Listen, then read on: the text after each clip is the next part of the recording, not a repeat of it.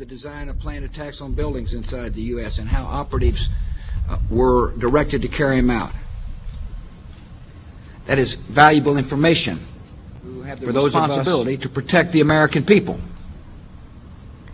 He told us the operatives had been instructed to ensure that the explosives went off at a point that was high enough to prevent people trapped above from escaping. He gave us information that helped uncover Al-Qaeda cells' efforts to obtain biological weapons.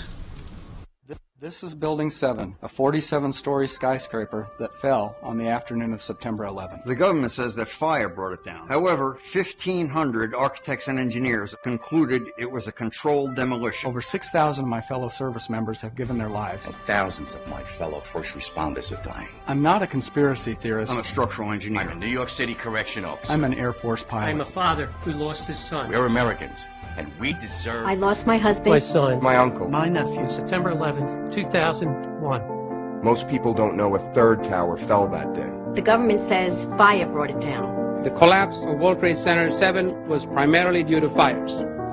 I, along with 1,400 other architects and engineers, have found the government's conclusion to be physically impossible.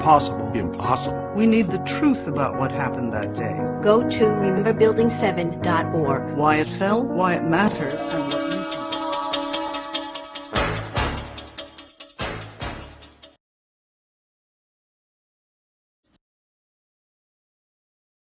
Rocket scientist Wernher von Braun, who built German rockets and dropped them on London, was also put on the new CIA payroll. Von Braun and his team of Nazi rocketeers were sent to Huntsville, Alabama. Hollywood honored von Braun as a collaborator on an American sci-fi movie and series of Walt Disney shows.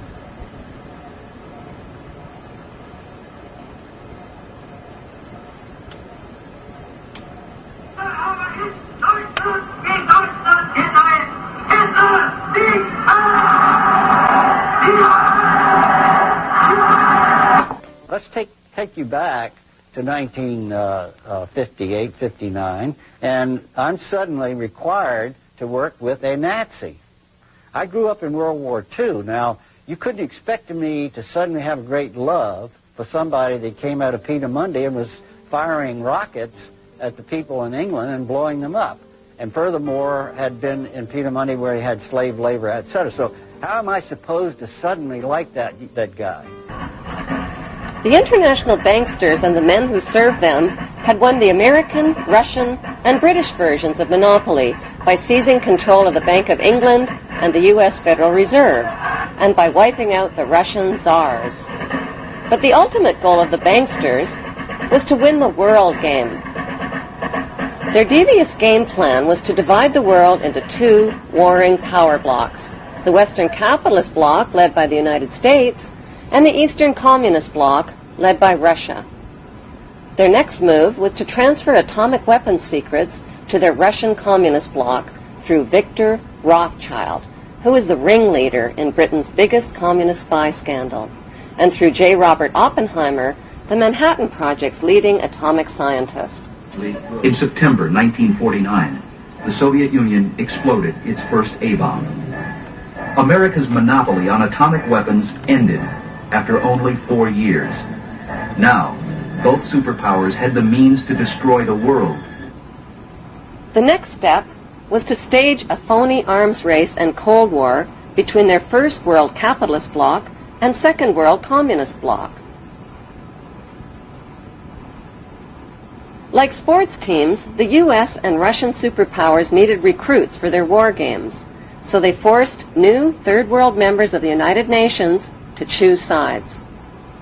American Secretary of State John Foster Dulles warned Third World countries that you're either with us or you're against us. Korea and Vietnam were torn up like rags into half-communist, half-capitalist countries and became the playing field for phony war games between the bankster superpowers. Marilyn Monroe in Korea, America's great sex symbol, innocent and alluring, caught in the blood and mud of the Korean War. To the battle-weary soldiers who gazed at her, she must have looked like an angel sent from heaven to ease the pain of fighting a God-forsaken war in a far-off land. Explicable invaders. But though generally outnumbered, American sabers and British meteors are outfighting the MiGs. The lives of 4 million Korean civilians and 33,000 American soldiers were sacrificed in the 1950 Korean War, bringing the banksters another step closer to world domination. Like Korea, Vietnam was split into North and South Vietnam and became their next target.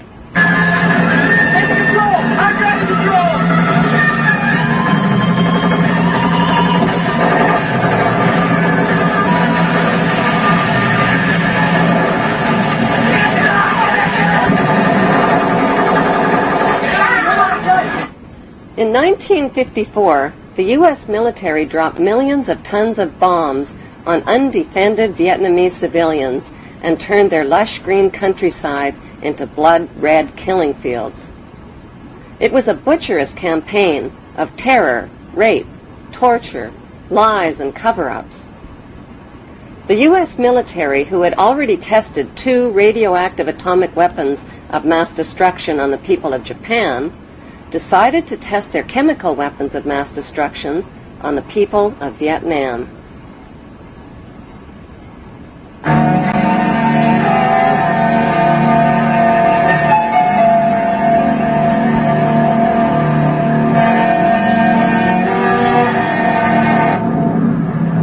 $70 million liters of chemical weapons of mass destruction were sprayed over the Vietnamese people, their water, and their countryside.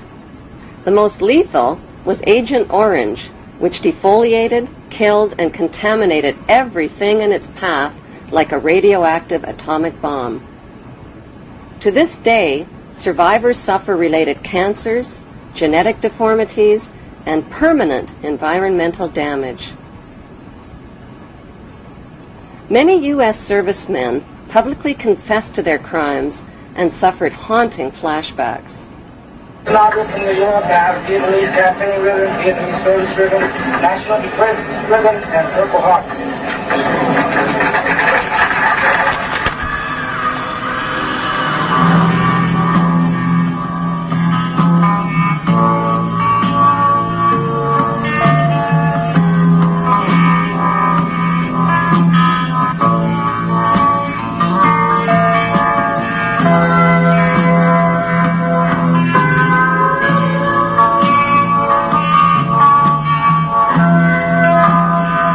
In spite of massive U.S. war protests, President Nixon increased America's military presence in Vietnam to 500,000 soldiers by 1969. It was Nobel Peace Prize winner Henry Kissinger who convinced Nixon to expand the Vietnam War to the neighboring countries of Cambodia and Laos, causing the mass murder of another 1 million innocent people and their families. On May 4th, 1970, America got a wake-up call. 6 peaceful anti-war student demonstrators from Kent State and Jackson State universities were shot dead by U.S. armed guards, while dozens of others were wounded. The message came through loud and clear: the power of the U.S. military could turn its weapons on its own citizens.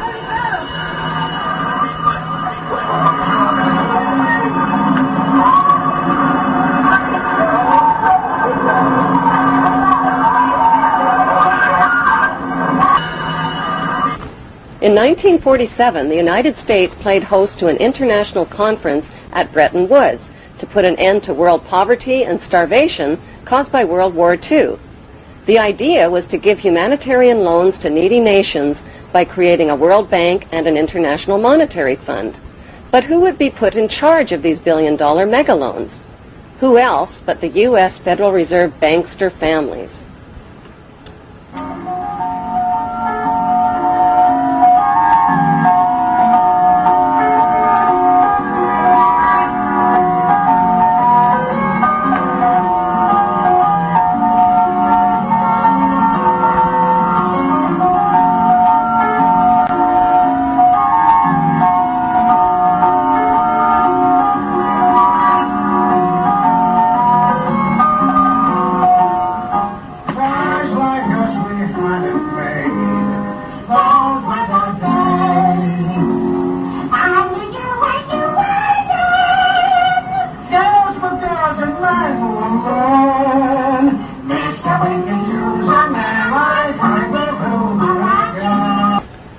U.S. Federal Reserve banksters in charge of humanitarian loans is like putting pedophiles in charge of daycare centers. Instead of helping the poor, the banksters turned the World Bank and International Monetary Fund into international pawn shops and robbed the poor. Just to qualify for a loan, desperate nations were forced to pawn their mines, forests, railways, power companies, and water systems and agree to over 100 loan conditions at loan shark interest rates. To pay off the loans, they were forced to ignore laws that protected their environment, to lower wages, and to cut back on their education and on their health care. They were also forced to privatize and sell off their resources to crooked corporations like Enron. Lord Wakeham, the director of N.M. Rothschild & Sons, was on the audit committee of Enron and cooked the books and sucked billions from pension funds and investors before declaring bankruptcy.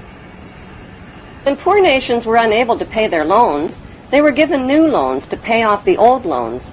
But these so-called bailout loans weren't about bailing out the poor. They were about bailing out and lining the pockets of loan underwriters like Citigroup and America's most notorious crooks and banksters. As desperately poor nations got more desperately poor, the filthy rich banksters got filthier rich, and God help anybody who got in their way. Davison Buddu, senior economist for the International Monetary Fund, resigned to, quote, wash my hands of the blood of millions of poor and starving people. When President John F. Kennedy tried to take back America by reviving U.S. government printed money, his head was blown off in a Dallas motorcade.